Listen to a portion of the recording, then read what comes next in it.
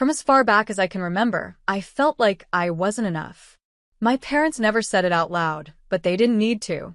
The look in their eyes when I was born, hoping for a boy, told me everything. Then, 4 years later, when my sister Laura came along, I knew for sure. I was Mary, their firstborn daughter, and I wasn't what they wanted. I once overheard Mom telling Dad, maybe the next one will be a boy, after Laura was born. But there wouldn't be a next one. Complications during Laura's birth meant Mom couldn't have more kids. Their dream of having a son was gone, passed on to the hope that one day their daughters might give them grandsons instead.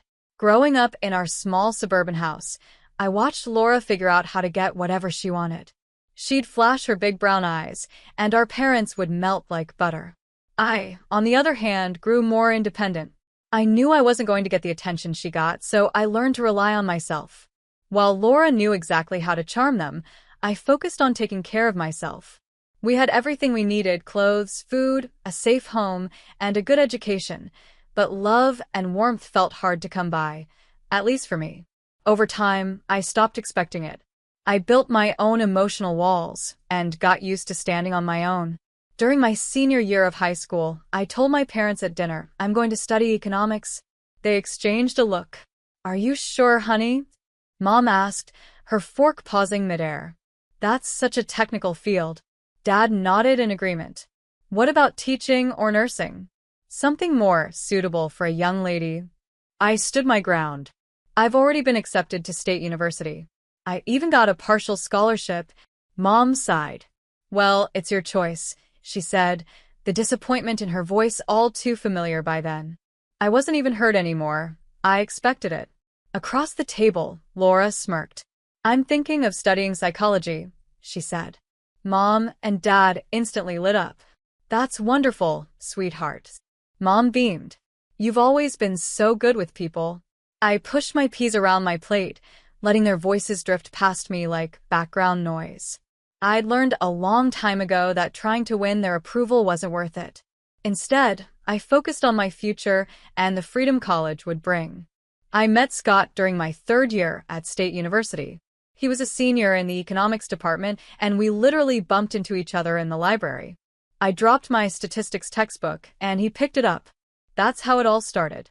You're in Professor Timothy's macroeconomics class, right? He asked, handing me the book. I've seen you asking all the smart questions. I blushed, not used to someone noticing me in a good way. Yeah, that's me. The one who drags class out with questions. Not annoying at all, he smiled. Actually, I was wondering if you'd like to grab coffee sometime. I could tell you about the upper-level courses you'll take next year. That coffee turned into dinner, then movie nights, and soon we were inseparable. For the first time in my life, I felt truly seen. Scott didn't compare me to anyone else. He liked me for who I was.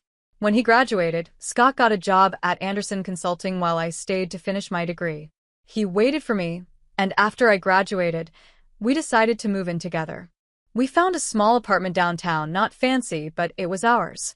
Mom, Dad, this is Scott, I said during his first visit to my parents' house. Their reaction was instant and surprising. Oh, Scott. Mom practically squealed. We're so happy to finally meet you. Will you be joining us for Thanksgiving? Christmas? Dad clapped him on the shoulder. Son, we've heard so much about you. Tell me about your job. Mary says you're in finance. The word son caught my attention. Of course, they were finally getting the son they'd always wanted, even if it was through marriage. I watched as they showered Scott with attention, asking about his career and future plans, and when he might want to settle down. Meanwhile, Laura sat in the corner, shooting daggers at us. She was living at home after college, still single, and clearly unhappy that for once, I had something she didn't. She couldn't stand it. A year after we moved in together, during a quiet dinner at home, Scott got down on one knee and proposed. I said yes right away.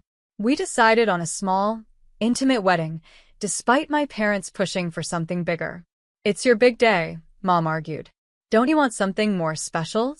This is special, I told her, and for once, I didn't care if it wasn't what she wanted. It was what I wanted. I insisted. This is exactly what we want.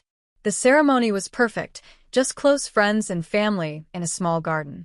Scott, and I exchanged vows, enjoyed a simple dinner reception, and went back to our apartment as husband and wife. It felt right to start our married life in the same place where we had already built so much together. The question started almost as soon as we got back from our honeymoon. So, when can we expect some good news? Mom would ask, her eyes shining with excitement, hoping for a grandson. We're saving for a house first, I explained over and over. We want to be financially stable before we start a family.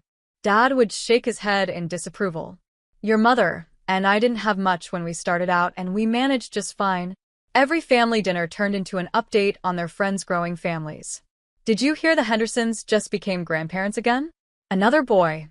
Or, the Smith's daughter announced she's pregnant, and she's younger than you, Mary. After 3 years of saving, Scott and I finally bought our first house. It wasn't fancy, but it was ours, or at least ours and the bank's. The moment we signed the mortgage papers, I knew the baby questions would only get worse, and they did. What I didn't expect was Laura's announcement just 5 months later. I'm pregnant, she said during Thursday dinner, her hand resting on her still flat stomach. It's David's. David, her boyfriend of 7 months, was someone none of us really liked. The next few months were chaotic. David disappeared as soon as Laura started showing, leaving her to move back in with our parents. But instead of treating it as a scandal or shame, my parents turned their home into a shrine for their future grandchild. When little Angela was born, you'd think she was royalty. My parents converted Laura's old room into a nursery, bought every baby item imaginable, and practically rearranged their entire lives to help raise her. Isn't she perfect? Mom would coo, rocking Angela during our visits. Don't you just want one of your own, Mary? What hurt more than my parents' constant pressure was watching Scott with Angela. He'd get down on the floor to play with her, make silly faces, and spend hours entertaining her with stuffed animals and children's books. Scott is such a natural with children, Mom would say pointedly. He's going to make such a wonderful father. I started tracking my cycle, taking vitamins, and doing everything the pregnancy website suggested. Month after month, we tried, and month after month, nothing happened. Meanwhile, Scott spent more and more time at my parents' house playing with Angela. She's such a sweet kid, he'd say on our drives home. Did you see her trying to walk? She almost said, Uncle, today? You're so good with her, my mom would gush. Just imagine how amazing you'll be with your own children. I'd smile and nod, but inside, I felt a growing knot of worry. Why wasn't I pregnant yet? What if something was wrong? I told myself to be patient, that it would happen when the time was right. After a year of trying with no success, I was still trying to stay hopeful. These things take time, I told myself. But when Mom found out we'd been trying for a year, she panicked. A whole year, Mary? Something's wrong. You need to see a doctor immediately, she insisted. And before I'd even left their house that day, she was already sending me contact info for fertility specialists.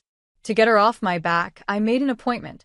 Scott came with me, holding my hand in the exam room while the doctor asked questions and ran tests, blood work, ultrasounds, and more. Then came the day of the results. The doctor looked at me with a gentle expression. I'm sorry, she said, but the tests show that you're infertile. Her words felt like a punch to the gut. Scott squeezed my hand, but I could barely feel it. The doctor kept talking about options, IVF, adoption, but her voice sounded distant, like it was coming from far away. That night, Scott and I sat at the kitchen table, picking at our takeout. We can look into adoption or IVF, he said. There are options. I nodded, but I felt hollow inside. How could I tell my family? How would they react? I decided to rip the Band-Aid off at the next family dinner. Mom, Dad, I said during a quiet moment, I need to tell you something. I saw a specialist. I took a deep breath. I can't have children. I'm infertile.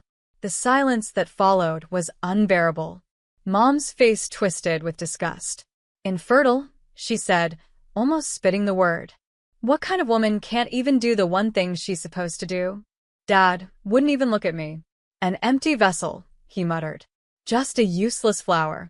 Laura sat there smirking, bouncing Angela on her knee. Well, I guess we know who the real woman in the family is. I looked at Scott, desperate for support, but he just stared at his plate, saying nothing. The tears came then, hot and unstoppable. I pushed back from the table and ran out of the house, ignoring their voices calling after me. After that night, I couldn't bring myself to go back there. But Scott kept going. He spent time with Angela, chatted with Laura, and listened to my parents. He'd come home full of stories. "Angela learned a new song today," he'd say. "You should have seen her dancing around the living room." Or, "Laura made this amazing lasagna. She's really getting good at cooking." Each word felt like a stab to my heart. At night, I'd lie awake next to him, listening to his steady breathing, wondering if he resented me for not being able to give him children. The guilt consumed me, and it only got worse when he came home with that wistful look in his eyes after playing with Angela. Then came the day everything fell apart. It was a regular Saturday, and I came home early from work, arms full of Chinese takeout, Scott's favorite. But the house was dark and empty. His car wasn't in the driveway, which wasn't unusual, but something felt wrong. I called his phone. No answer. I called again, straight to voicemail. Then my phone buzzed with a notification. Laura Thompson posted a new photo. I usually ignored her posts, but something made me click this time. My stomach dropped as the image loaded. Scott sitting on my parents' couch, Angela in his lap, and Laura pressed up against his side. All three of them were grinning at the camera. The caption read, "Family time with my favorite people." My hands shook as I grabbed my car keys. The logical part of my mind tried to tell me there could be an innocent explanation, but deep down I knew better. The whole drive to my parents' house, my mind replayed every interaction between Scott and Laura over the past year, each one twisting into something ugly. The driveway was full. Mom's car, Dad's truck, and Scott's sedan. The front door was unlocked, as always. I slipped inside quietly, my heart pounding so hard it felt like it might burst. Voices floated from the living room. "Scott, you know we already think of you as a son," my mom was saying. "And you deserve to be happy. You've been amazing with Angela," Dad added. "And Laura, well, she's young. Fertile. You could have more children together. Why stay trapped in a marriage with—" My mom's voice dropped, but I still heard the disgust in it. "A barren woman." I couldn't breathe. This couldn't be happening. I burst into the room, making them all jump. The scene was like a nightmare. My parents and Laura sitting on one couch, Scott in Dad's armchair, and Angela playing on the floor between them. They looked like one big, happy family, planning to cut me out. "What the hell is going on here?" I demanded. My voice came out stronger than I expected. Scott looked ashamed, at least. But my parents? They didn't even try to hide it. "Mary," Mom said, standing up with her chin held high, "we're just having an honest discussion about what's best for everyone." "Best for everyone?"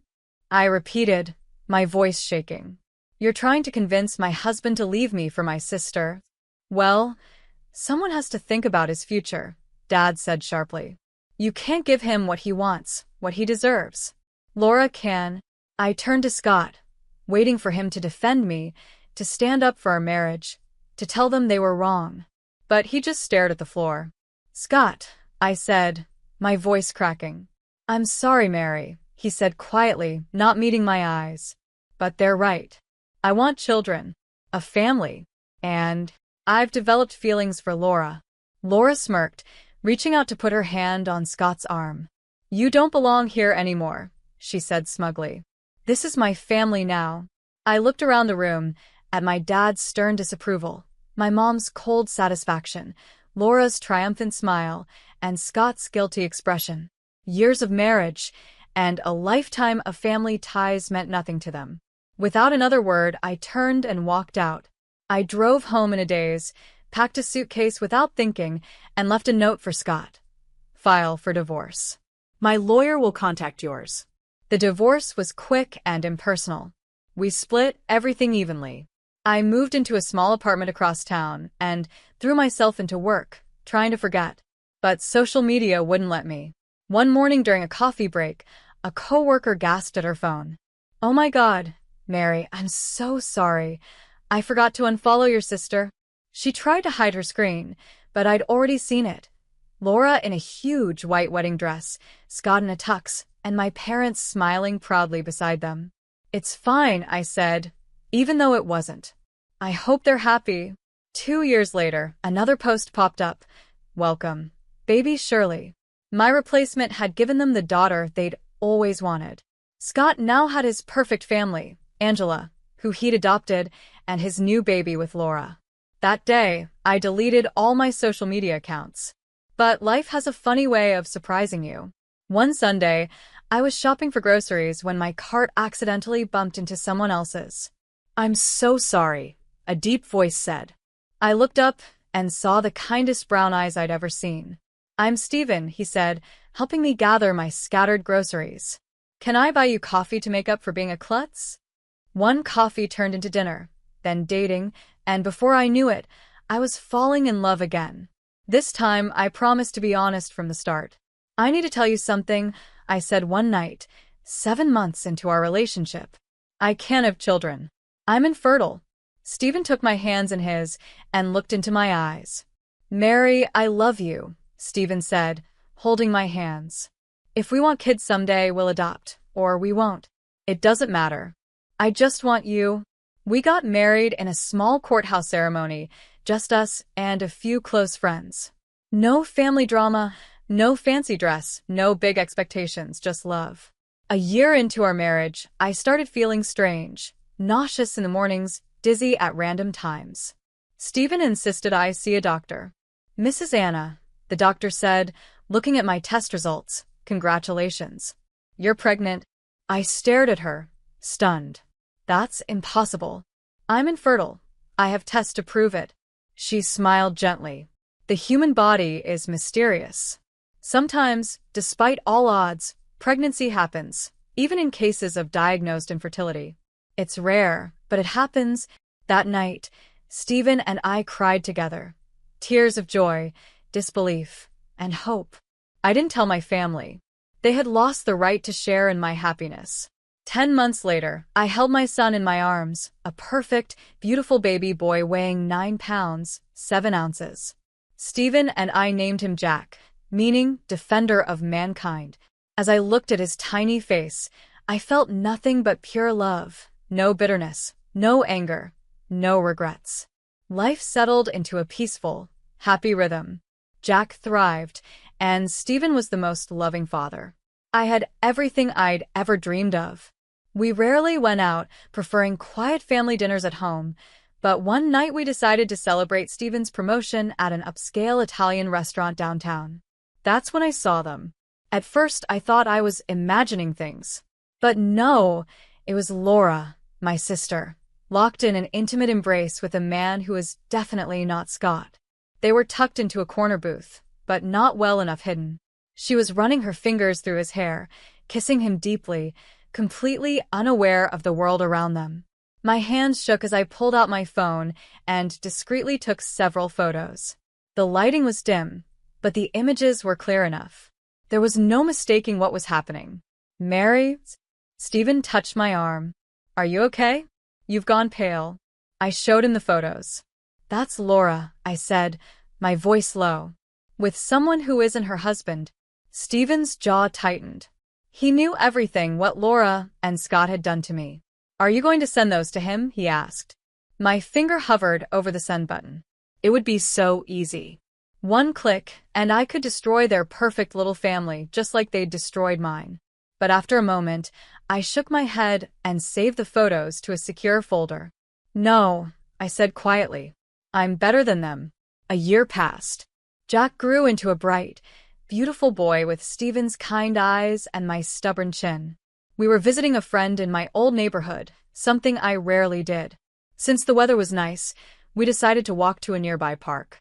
That's when it happened. Just our luck, as we rounded the corner near the supermarket, there they were, Mom, Dad, Laura, and Scott, loading groceries into their car. We saw them at the same time they saw us. Their first reaction was to turn away, noses in the air, pretending we were strangers. But then their eyes fell on Jack, who was holding my hand and happily chatting about the toy truck he'd brought to play with at the park. Mom froze in her tracks. Who is this?" she asked, her voice shaky. I could have ignored them. I probably should have. But something made me stop. "This is my son, Jack," I said, my voice calm and steady. Laura let out a harsh laugh. "Oh, please. We all know you can't have kids. Which agency did you adopt him from?" I looked her straight in the eye, enjoying the moment. "I gave birth to him 4 years ago. No adoption agency involved." "That's impossible," Mom stammered. "The doctors were wrong," I said, cutting her off. "It happens sometimes. Rare, but it happens. And here's the proof." I gestured to Jack, who was watching the strangers curiously. Dad's eyes widened. "A grandson." "We have a grandson," he said, stepping forward. Mom followed, her arms outstretched like she had every right to embrace my child. I stepped in front of Jack, blocking their way. "No," I said firmly. "You don't get to do this. You don't get to throw me away like garbage and then claim my son as your grandson. You lost that privilege when you betrayed me." Laura's face turned an ugly shade of red as she saw our parents' attention shift to Jack. She had always been their favorite after they cast me aside, and now she couldn't stand it. "Oh, get over yourself, Mary," she spat. "So, you managed to pop out one kid. Big deal. I still won in the end. I got your husband. I gave him a real family, 3 beautiful daughters. Face it, I'm still better than you'll ever be." My hand was on my phone before she even finished her rant. "Speaking of family, Laura," I said calmly, "why don't you tell everyone about your extracurricular activities?" "What are you talking about?" Scott asked, his eyes narrowing. I pulled up the photos from the restaurant and held out my phone. "Here's your loving wife," I said, "having dinner with someone else." Though dinner might not be the right word for what was really going on. "I have to say, Laura," I said calmly, "most people don't kiss their dinner companions." The color drained from Laura's face as Scott grabbed the phone from my hand. Mom and Dad crowded around to look, their mouths falling open in shock. "Who is he?" Scott demanded, his voice shaking with anger. Laura stammered, He's just a friend from work." "Friends don't kiss like that," I replied coolly. "And they certainly don't meet in dark corners of expensive restaurants while their spouses are at home with the kids." "Laura, how could you?" Mom gasped. "After everything." "Everything?" I laughed bitterly. "After you helped her steal my husband? After you threw me away because you thought I couldn't have children? Karma's something, isn't it?" Scott and Laura were shouting at each other by then, their voices echoing through the parking lot. I turned to Jack, who was still holding my hand, blissfully unaware of the chaos around him. "Come on, sweetie," I said gently. "Let's go to the park." We walked away, leaving them to their disaster. Jack happily chattered about the slides and swings, completely unaware of the storm we'd just left behind. 2 months later, I heard the rest of the story through the neighborhood gossip. After discovering Laura's affair, Scott got himself tested. The results showed he was infertile and had been all along, which meant baby surely couldn't possibly be his. Furious, he left Laura immediately and refused to pay support for either Shirley or Angela. Laura ended up moving back in with our parents, her perfect life in pieces. Then the calls started. Emails. Even unexpected visits to my house. "Please, Mary," Mom begged through the door one day. "We made a terrible mistake. Let us be part of Jack's life. He's our only grandson." "You should have thought about that," I replied calmly, "before you called me an empty vessel. Actions have consequences." Stephen stood by my side completely. "Family isn't about DNA," he said one night as we watched Jack building with his blocks. "It's about love, respect, and loyalty. They didn't show you any of those." He was right, of course. Looking at my little family, my wonderful husband who loved me for who I was, my miracle son who proved the doctors wrong, and our home filled with laughter, I knew I had everything I needed. Sometimes, the family you're born into isn't the one you're meant to have. Sometimes, you have to build your own with people who choose you back. I chose Stephen and he chose me.